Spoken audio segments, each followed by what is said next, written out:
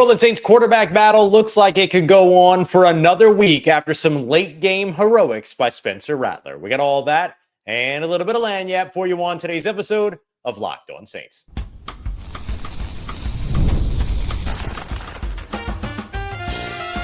You are Locked On Saints, your daily New Orleans Saints podcast, part of the Locked On Podcast Network, your team every day. What is good, Who Dat Nation and Who Dat family? I am your host, your friend, Ross Jackson, New Orleans native, your New Orleans Saints expert and credentialed member of the media covering those New Orleans Saints as a Saints beat writer over at LouisianaSports.net. And on today's episode of Locked On Saints, the Saints run game finally looks like it's taking a little bit of a step forward. The youth movement for New Orleans could make 2025 super fun, regardless of the win-loss record. And we're kicking everything off with the New Orleans Saints quarterback battle, which looks like it might rage on for another week after some late-game heroics from Spencer Rattler and the New Orleans Saints offense. We got all that coming up for you on today's episode. We appreciate you very much.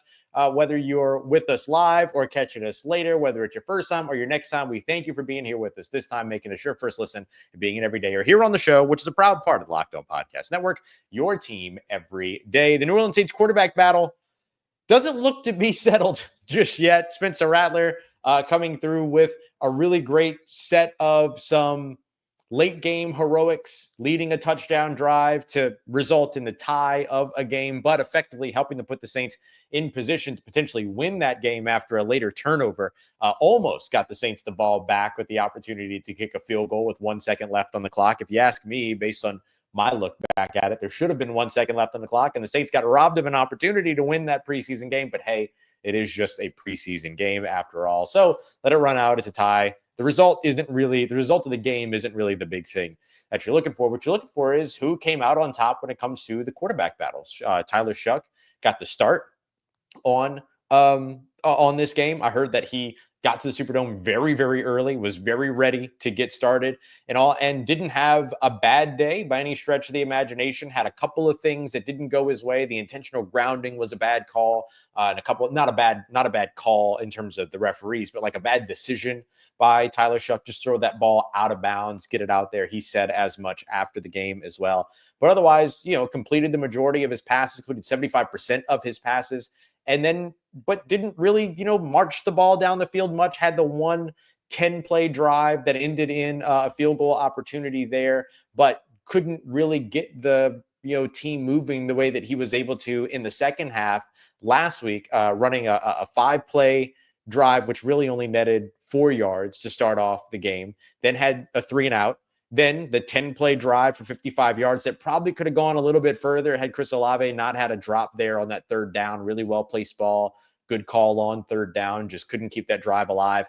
Could have potentially been something that ended up putting that team into a position to either kick, a better than a 51-yard field goal or potentially at least get into the red zone there to get a touchdown opportunity. And then another 3-and-out to end the second half. To end the first half. So Tyler Shough did the first half of the day.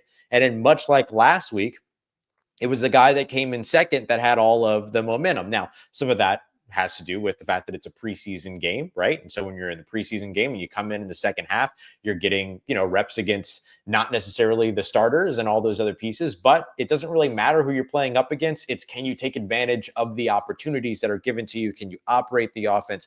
Can you go out there and get things done? And Spencer Rattler put together drives of 9 plays, 8 plays, 5 plays, 10 plays, and then 9 plays, including 3 scoring drives. It's 2 field goals and a touchdown. So it feels like he and Tyler Shough kind of coming out of the Chargers game from last week and then going into this game, just kind of reverse roles in a way. Spencer Rattler didn't have the strongest first impression against the Chargers. Tyler Shough didn't have the strongest first impression against the Jaguars. But then Tyler Shough had a great second half against the Chargers, and Spencer Rattler had a great second half up against the Denver Broncos. I think for this reason, you're then now going to see this quarterback battle probably go into next week's game against the Denver Broncos and then not be settled until after that game. What I did enjoy seeing, though, was that these are the only 2 quarterbacks that we saw. I asked Kellen Moore after the game if he has narrowed this quarterback competition down to just Tyler Shough and Spencer Rattler, he maintains that all three of these guys, including Jake Haener, is still in the quarterback conversation. It is so obvious that is not the case based on actions, right? Say what you want, but based on actions. And so I loved that what we saw was effectively a half for one player for 4 drives, and then a half for another player, 5 drives. And that's what we saw. So I really liked seeing that part where you saw, each of these guys get kind of equal time, if you will, even though Spencer Rattler ran nearly twice as many plays because of the longer possessions, I think, by the Jaguars in the first half than they had in the second half. Jaguars in the fourth quarter ran drives of 4 plays, 3 plays, 5 plays, and 3 plays, and then had only 1 possession in the third quarter that ended in an interception, even though it was an 11-play drive. So the ball just found its way back to New Orleans a little bit more during that second half. New Orleans with 2 interceptions in that second half. So that will certainly get the ball back to the quarterback a little bit more.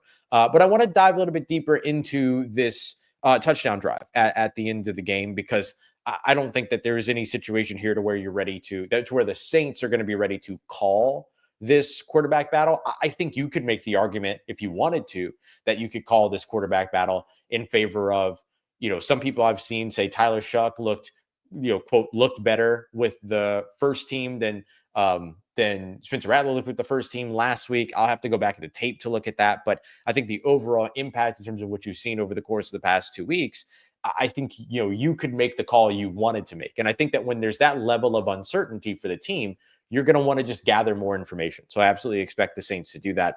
But for that sort of late game heroic side of it all, it was a combination of Spencer Rattler, who was responsible for all 82 yards of that drive, as well as Mason Tipton, who needed a bounce back after claiming that it was his fault that the interception was thrown the previous drive, didn't drive through on that screen, on that slant, allowed the defender to be able to crash down to get that interception. And then Dante Pettis also. So really it was about those 3 guys. But Spencer Rattler, on that touchdown drive, he was 7 of 8 for 76 passing yards, had the passing touchdown. He also had a run for 11 yards. So he was responsible for all really 87 yards of that drive, but then the team lost 5 yards because of the false start. So it's kind of how the numbers worked out there. So you ended up seeing 82 total yards, and Spencer Rattler had his hand in, or his legs in, all of them. And then you saw him, once the touchdown happened to Dante Pettis, gets the ball out, great outbreaking timing route. That's something we've seen a lot in training camp, is just the timing on those outbreaking routes, and Rattler getting the ball where it needs to go for the receiver. He's done that very well with Mason Tipton. It's good to see that with Dante Pettis, even though Dante Pettis had actually dropped a pretty open pass at an earlier point in the game. Really, I think it was the drive just before the interception, as they were starting to move the ball down the field. Dante Pettis dropped the pass, and they went right back to him, right? Spencer Rattler went right back to him on the next play. And then here later on, they go to him again. He ends up getting the touchdown on the outbreaking route, fights through the tackle, and then gets into the end zone. And then at that point, everybody was kind of celebrating. And you can see, if you go and you watch the broadcast replay, you can actually see Spencer Rattler go and gather everybody. Hey, come over here. Come on. 2-play. We're going for 2-point conversion. We're going for a 2-point conversion. And New Orleans, who has not been very successful at 2-point conversions over the course of the last, let's just say, few years, ends up converting that 2-point conversion with the legs of Spencer Rattler. Again, responsible for that as well. They had really good defense called. The Jacksonville Jaguars did, that took away everything that the Saints wanted to do with that 2-point conversion play call. And so Spencer Rattler just won the edge at the front pylon and ends up getting in to give the team, 17-17 tie. And then the Saints get the ball back, but then, they don't get the opportunity for the field goal. But for me, that drive right there, that snapshot of all the things that Spencer Rattler was involved in, all those things that Spencer Rattler was responsible for, along with his receivers, along with the offensive line that blocked really well. Kyle Hergel coming in and getting his first snaps in the preseason at center. I thought that he did well in that position. It's just, I think that was the thing that stood out. That's the story from the day. And that was the biggest moment of the day for sure. And so it all ends in a tie. It's not a win, but it certainly felt like a win for the New Orleans Saints to be able to wrap up the game in that fashion. And I think a big reason why they were able to wrap up that game in that fashion, even though this quarterback battle is going to continue on, I think we got to highlight the Saints youth movement, because they put a lot of focus on getting younger this offseason, whether they intended to or that's just the way that it worked out.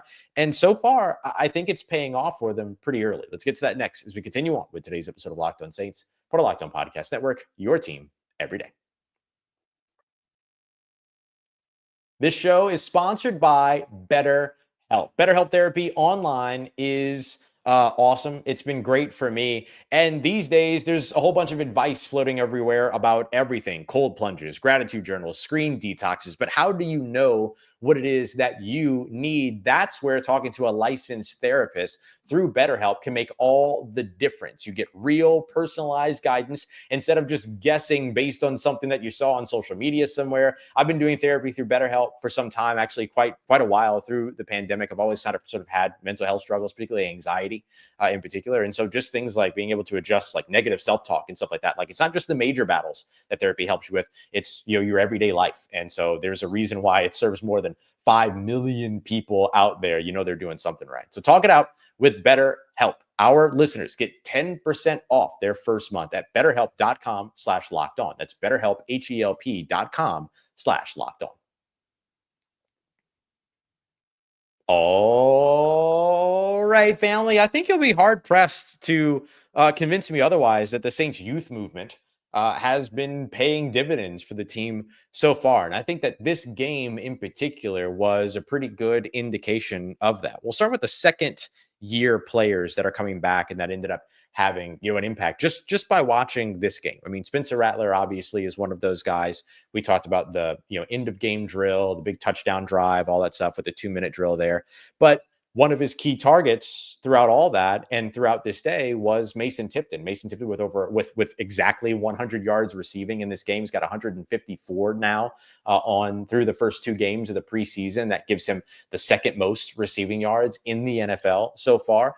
And you know, this was a guy that came in last year and kind of lit up training camp and then didn't really cash it in during the regular season. And a big part of the reason why he didn't cash it in during the regular season might have been because he didn't get opportunities in the preseason because of his injury, right? He had that sort of off-season, or not off-season, but that training camp injury that kept him from participating at all in the preseason. So this is our first time really getting to see Mason Tipton do a couple of different things. The first of which is that he's in Kellen Moore's offense now, which has asked him to run a lot more of the route tree. I asked him about that after the game during his media availability. And he said that last year he ran clear routes a lot. And so a clear route is when you're effectively running a deep route, or you're running a route that's designed to pull a conflict defender or a defensive back, could be a linebacker in some cases too, but some coverage player. You're trying to pull some coverage player's attention to you if you are the clear route in order to open somebody else up in another area of the field.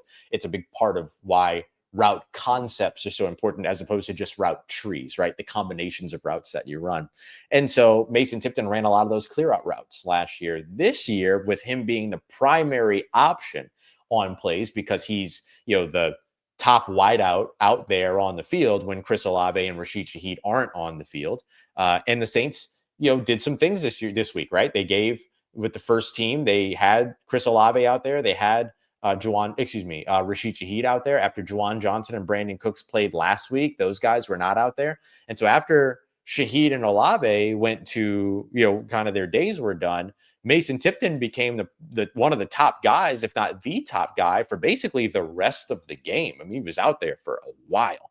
And so that's a second-year guy that's gone out there and just made play after play after play after play. He had 100 yards receiving on 6 catches, and that was with 8 targets. I mean, this was a guy that was, and he had a long of 45 too. So he pieced together not just 100 yards because of one big reception or something like that, but he got the majority of his yards by picking up kind of incremental nice gains throughout. And then, you know, you had the big gain as well down that right sideline from Spencer Rattler. But he averaged 16.7 yards per catch. Look at Dante Pettis. He had 4 catches for 53 yards, 14.3 yards per catch. Trayton Welsh had 2 catches, 15 yards per catch with a long of 28. So he's a guy that really benefited from the, you know, the one big reception. But I think that when it comes down to a Mason Tipton, for instance, like, he's a big part of your youth movement and pushing things forward. So him and Spencer Rattler coming in as second-year guys. You think about Jaylan Ford, the young linebacker. I mean, I wrote a story over at LouisianaSports.net before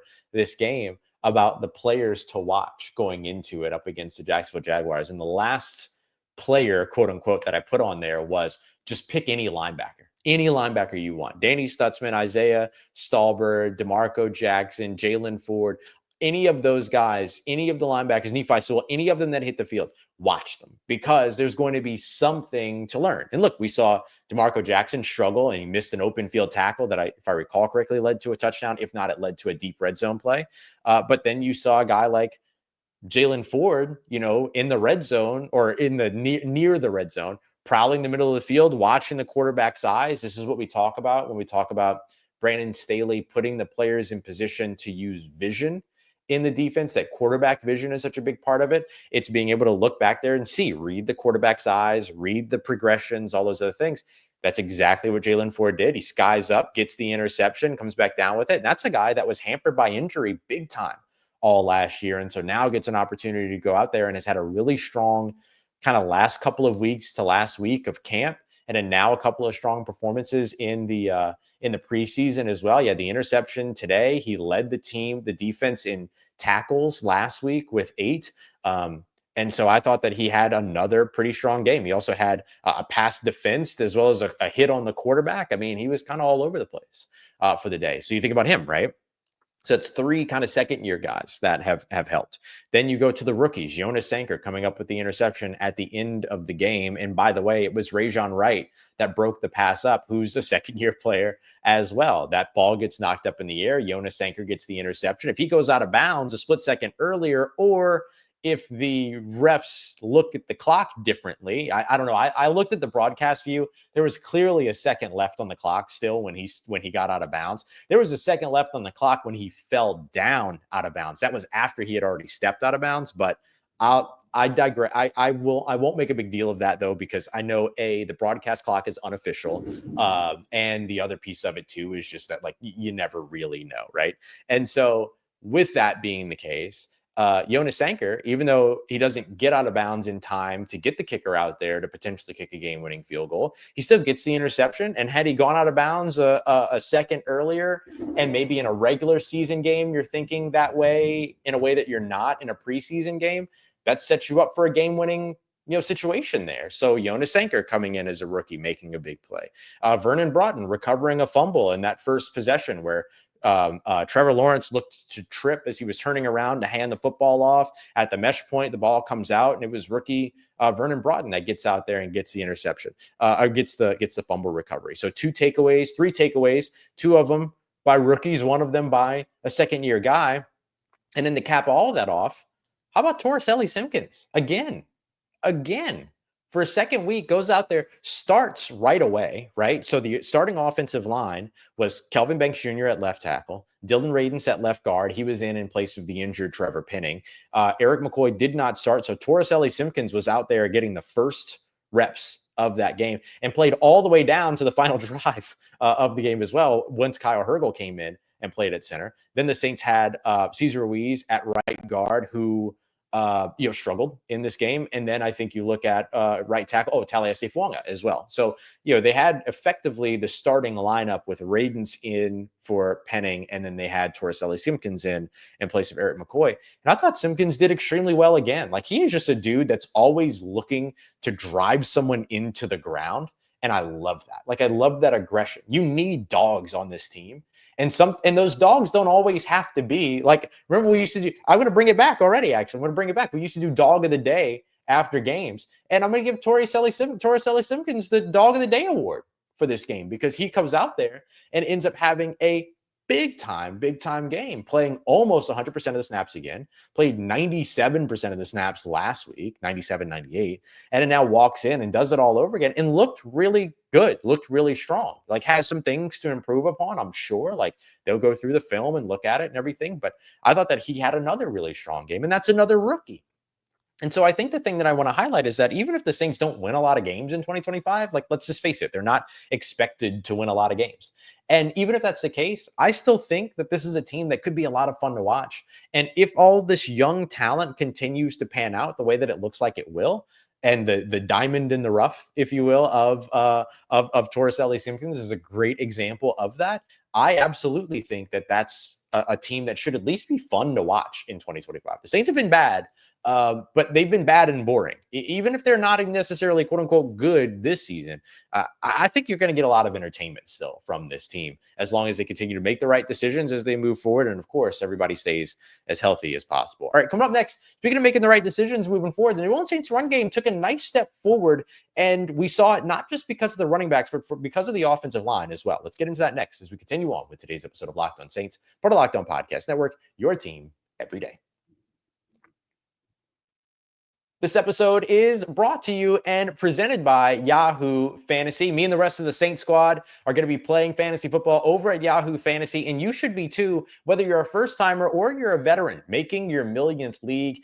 There's an endless list of possibilities over at Yahoo Fantasy, and it's only getting better over with that fantastic Yahoo Fantasy Football app. To celebrate 28 years of fantasy football greatness, Yahoo Fantasy is dropping 28 big new features over 28 days throughout August. So to kick it off, they just dropped the Yahoo Fantasy Guillotine Leagues, a killer new way to play fantasy football on Yahoo, where the lowest scoring team gets eliminated each week until there's one team left standing. So with the season right around the corner, now's the time to get your league together and give this new mode a try. But if you're still into the classics, you can always still play head-to-head in your private leagues or join a public league as well. So stay tuned for more killer announcements and start playing Yahoo Fantasy Football now at yahoofantasy.com/LockedOnNFL. Let's get it, Who Dat Nation. The New Orleans Saints took a step forward in their run game, which was desperately needed. And it didn't just come down to the running backs themselves. I think the offensive line performed better in the run game. And I think we're starting to see a little bit more of Kellen Moore's offensive system and Kellen Moore's run scheme start to kind of find its place. Now, look, one of the things that I have always known when it comes to Kellen Moore getting here in New Orleans is that the Saints are going to be a running football team.